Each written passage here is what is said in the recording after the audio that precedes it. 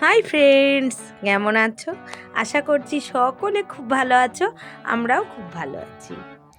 তো আজ মহাশিবরাত্রি, শুভেচ্ছা ও ভালোবাসা সবাইকে। তো কে কে শিবরাত্রির উপোস করেছো জানাবে। তো আমি উপোস করিনি, কিন্তু আমার মেয়ে করেছে, জল ঢালতে গেছে, ওর সঙ্গে গেছিলাম, তো সেইটাই তোমাদের সঙ্গে শেয়ার করার চেষ্টা করছি। দেখো, আমাদের এখানে পাগলেশ্বর বলে একটা মন্দির আছে। তো এখানে এত সুন্দর পুজো হয়, সত্যি বলার মতো না। প্রথমে জল ঢালতে হয়, তারপর বসে অঞ্জলি দেয়, তারপর আলাদা জায়গায় গিয়ে ধূপকাঠি মোমবাতি জ্বালায়। সত্যি অসাধারণ হয়, ভালো লাগে। এরকম সাধারণত দেখা যায় না। তো এখানটায় এইরকমভাবেই করে, ওই জন্য আমার খুব ভালো লাগে। তো যাই হোক, মেয়ের সঙ্গে গেছিলাম, সেটাই তোমাদেরকে দেখাচ্ছি। দেখো আমি কি কি দিয়েছি এগুলি জানি না, তবে আকন্দর ফল দিতে হয়, আমি কিন্তু সেটা পাইনি, তার জন্য আর দেওয়া হয়নি। তো পরের বছর যখন দেবে তখন চেষ্টা করব ওগুলিকে দেওয়ার জন্য।